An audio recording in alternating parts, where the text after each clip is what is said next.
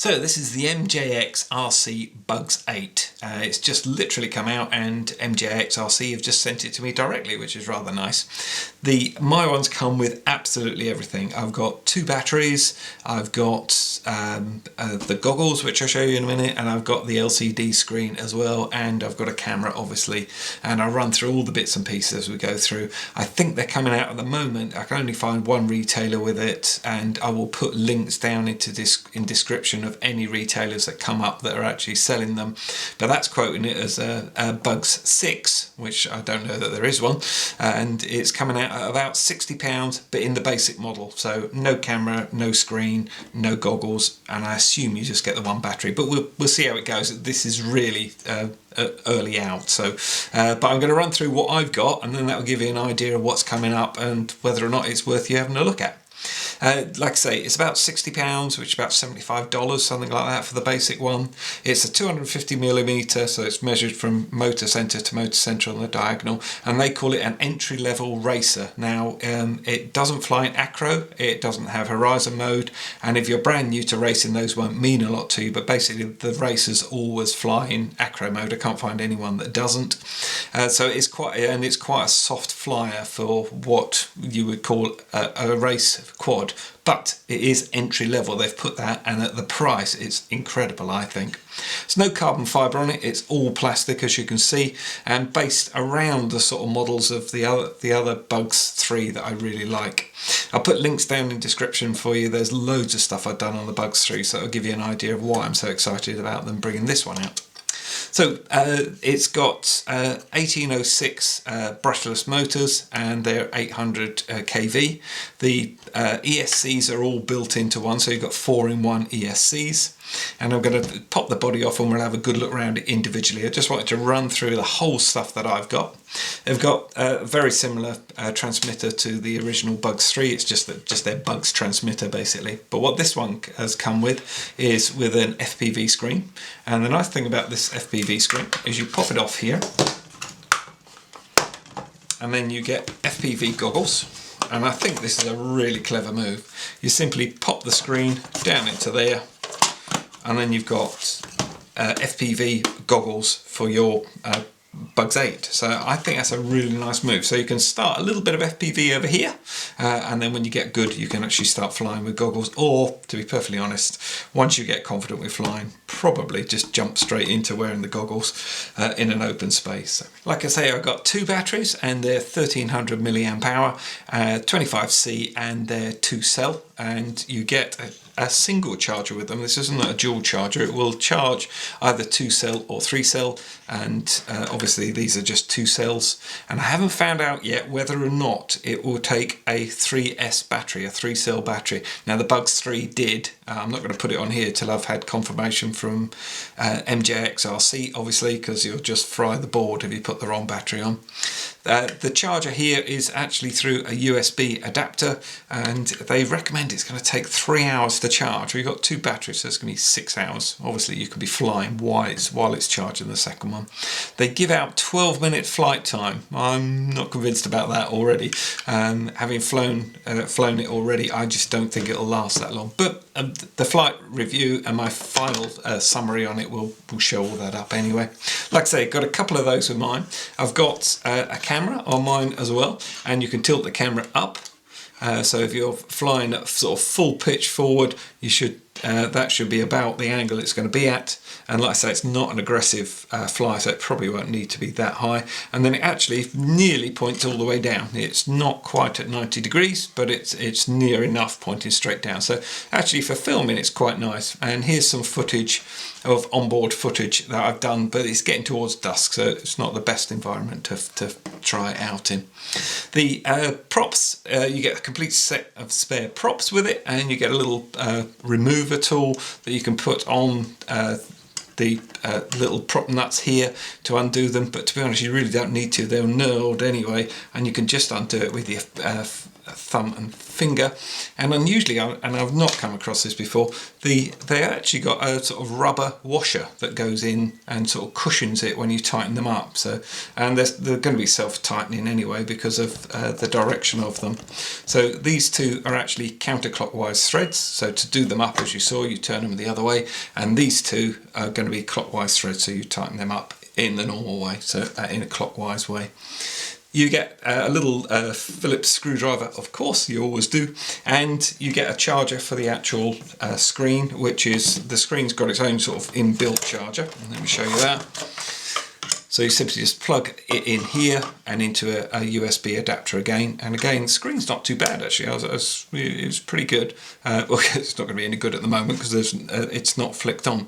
But it's not a bad picture on here. It's quite nice and it works in the goggles. I'm quite impressed with it for what it does.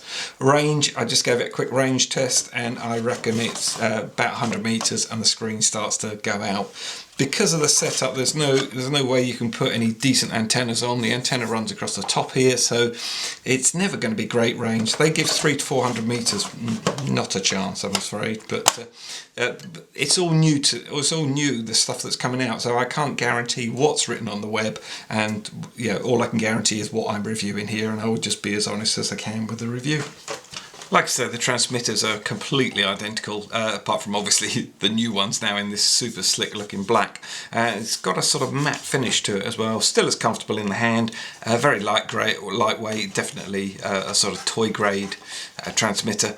The feel on the sticks is exactly the same as well, so there's no change there. What they have changed, which is rather nice, I've actually identified what the buttons do. So if like me, you fly a lot of quads, I was having to mark these up because they're not marked on the original Bugs. And interestingly, the way you actually bind this to the actual quad itself is you hold down the button that starts and stops the motors, and then you turn it on, and then it's waiting to bind. You power up the actual Bugs 8. There we go. And then it's bound straight away, and when it's waiting to bind, this flashes, and then when it's bound it stays solid green. Onto the screen, and I've actually just set it up so it's looking at the box, so you've actually got a picture up on here.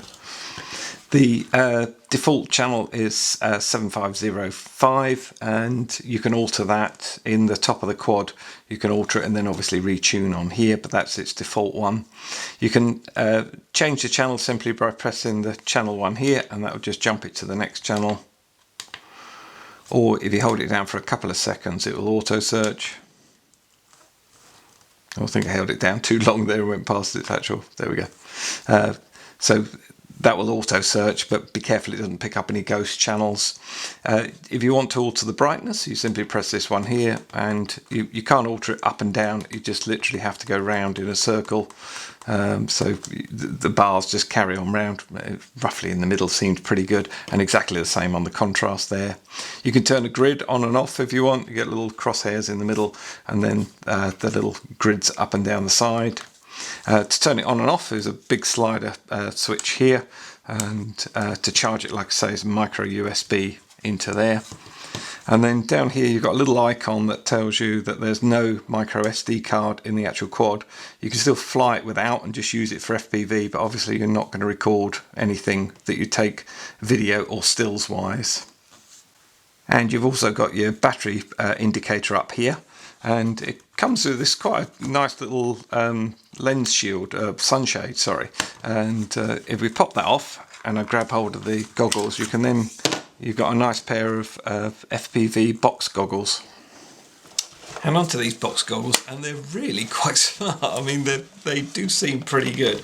The only slight thing I've got is when I actually wear them, and this might just be me, I don't find them particularly comfortable on my nose. I wouldn't say they were uncomfortable, and I wouldn't tend to wear them for hours on end anyway, but round here the padding's pretty good and quite nice, but they could have just done with a little bit there. I'll just put a little bit on there. That's what I did with my other goggles. So obviously trying to fit them for everyone's face is a little bit difficult. You've got the 3 straps, as you can clearly see, and you can adjust them with the Velcro as well, so it's rather nicely done. And yeah, they're pretty good looking sort of thing. Just pop that open. I love this design. Got your screen there, that just pops in there. and that's it, you're away then. There's the actual screen, and it works really well. Does seem very nice. My only thing with it is I have real trouble with close focus, so I did this on a mod, and on the other ones, other box goggles I've used, I literally just go and buy a cheap pair of reading glasses at £1, and then I just pop them in there, and that gives me the focus that I need. But my mate's tried these, and he's got 20/20 vision, and he doesn't have any problems. He thinks they're reasonably sharp, which is pretty good. There is no adjustment on the Fresnel lens, just in case you're interested. And also the other thing is I can't find what the resolution of the screen is, but it's pretty good. I mean, I've seen goggles that are a lot worse. And then on to the main event, the actual Bugs 8, the thing we've been waiting for, I guess. Quite slick looking, there's no carbon fibre on it at all, it's all plastic, and it's a little bit racer looking, but still has a sort of normal quad look to it, I would say. It's sort of an in-between sort of thing. The fact everything's tucked away neatly doesn't really look much like a racer to me, I must admit. The LEDs are really bright, and the back one, you might notice, the back ones haven't come on. What you have to do is actually arm the motors, which you pull both the sticks down and to the right, and then you get a beep off it, and it means they're armed, and then you press the red button, and then that spins the motors. Once the motors are spinning, you then get the back ones, and they're red. So you've got headlights are white and tail lights are red, which is, the way it should be. I think it should be on all quads the same. The motors are 1806 and they're 1800 kV. I don't know how good or bad they'll be, but I would imagine they're absolutely fine. And the landing gear, it came completely assembled, ready to go. All you got to do is charge your battery up. The landing gear is built on. You could pop them off. There's just two screws on each, so you've got 8 screws total. You could pop them off, and then you could just belly come down onto the actual the battery holder here. And the battery holder's then also got, I'll just actually unplug it. So the battery's got its own sort of cover around it and protection, and then you've got a battery cage holding it. So there's quite a bit of weight added on here. I'll pop it on the scales and put the weight down the bottom there for you with and without the battery, so you can have a look at it. And to get into the actual main area of the quad, you just simply pinch these little funny little connectors that sort of pop into position and then hold it there. Had the same on the Bugs 3, so it's just the way obviously MJX RC do it. And then everything's it's all sealed in again, and I'm not going to take this all apart because I haven't sort of had much of a play with it really, and I want to get out and play with it. The one thing I've found with a camera unit, which is a separate unit, you can buy it separately and you can just add it on, is to get the micro SD card into there is an absolute pain. It's almost sort of long pair of pliers to get it in there, and just gently click it in. To get it out, it's spring loaded, so you can push it in and it just comes flying out. So coming out is not a problem, putting it in is a little bit difficult. Okay, head-to-head time. So let's just see how they compare physically anyway. So we've got 250 across here on the Bugs 8, and we've got 310 across here on the actual Bugs 3. As you can see, this is a very much loved and abused Bugs 3. It had everything lobbed on it. The batteries are different, and the whole layout is totally different, and the feel of it is different as well. This feels a bit more robust than the Bugs 3, certainly. This has got all 4 ESCs are actually built in one area, and this has independent ESCs. And I didn't realise, I've just realised now, sort of reading up on the specs, the motors are exactly the same. These are just in black, obviously. They sort of slicked it up with all the black. They've got better LEDs on the Bugs 8 for a start, and there's no LEDs sort of on the back here, but you do have LEDs on the arms, and then this one you don't have LEDs on the arms. So there's some changes obviously, and the actual props are completely different as well. As you can see, these are much sort of softer props. These are almost heading for a bull nose. Once I've actually done the full review and everything of how it is stock, I shall be swapping the props and having a play around, so we'll then get a bit more go with it. And as soon as I hear back from MJX RC, I'll be putting a 3-cell on it, and that should give us loads more power. Let's talk about some weights here. So you've got the new Bugs 8 running at 367 with the battery on board, and the original Bugs is 414, so quite a bit of difference there in weight. And then if you take the battery off, it comes in at 281 on the 8, and it comes in at 301 on the Bugs 3. So there we go. So Next thing is get it out for a flight, and I'll give you my summary in the next video.